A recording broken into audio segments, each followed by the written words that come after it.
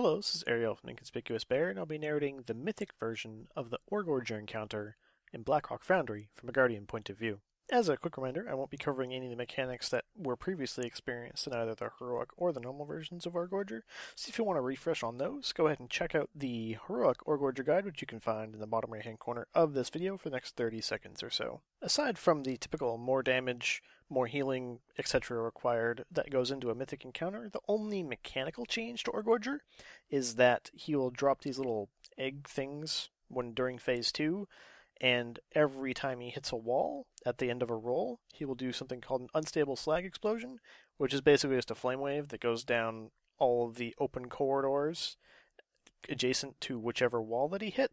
And this slag explosion is about 80k damage if you hit it. You're a tank, so you don't really care.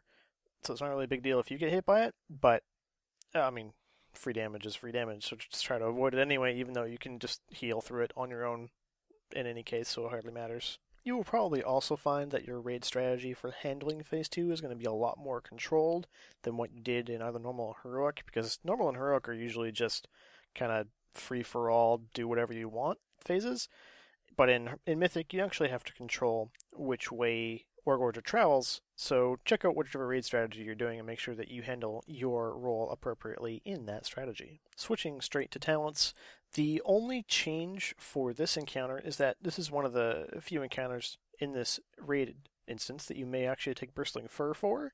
This depends on a couple of things. One, the number of external cooldowns you have available, and two, what your code tank is, and 3, how many acid torrents you're going to be soaking. If you're going to be doing 4 acid torrents, then you definitely want Bristling Fur. If you're going to be doing 3 acid torrents and don't have many externals, or your code tank has to eat a lot of externals, then you'll probably still want to take Bristling Fur. If you are doing 3 torrents and your code tank is a monk, then you don't need Bristling Fur and you can remain with Pulverize. The general tank damage you take from just him hitting you in the face isn't really that bad, especially in the gear that you'll have nowadays, so don't even worry about that.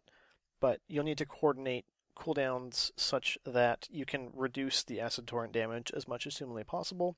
Again, it's never really going to hurt you, but you need to have a high enough damage reduction multiplier, ignoring armor, so just flat damage reduction multiplier, so like things like Survival Instincts, Bristling Fur, Pulverize, external cooldowns that reduce damage, that sort of thing, such that your raid doesn't die. Also coordinate them with damage reduction raid cooldowns or survival raid cooldowns, things like Rallying Cry, Barrier, Spirit Link Totem, that sort of thing, just to make sure that your raid survives and that can then recover before the next torrent.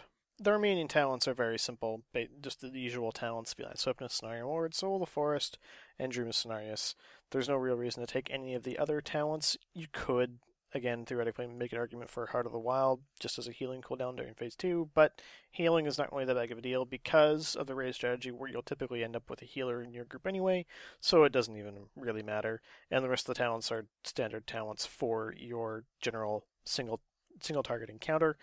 Now, for glyphs, the glyph that you take pretty much all the time anyway is Stampeding Roar, and it can be very valuable here if you need to travel a large distance in a short amount of time, typically between the transition of group, or kind of the boxes 2 and 3 and boxes 5 and 6.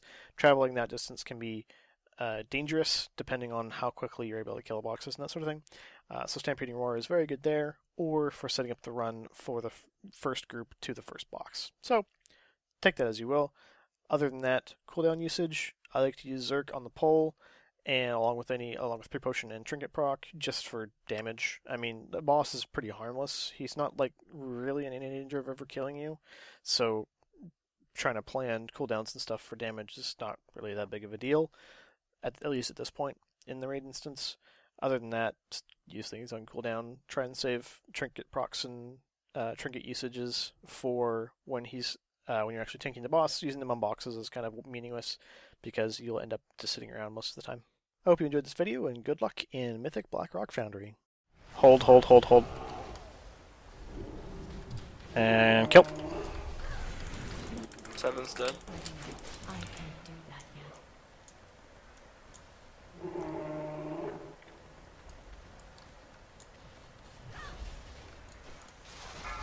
10's dead. Side. Hold. Kill. Hide. Seth, you're gonna trank number 0 coming up. Get to a safe place, and once he hits. Oh fuck! Fuck! Okay, no, we're okay. Alright, trank when you can. Tranking. 5, 4, He's being a dick. 2, Careful range. Too late. We have 2 reses, but accidentally use my interrupt. That's number 1.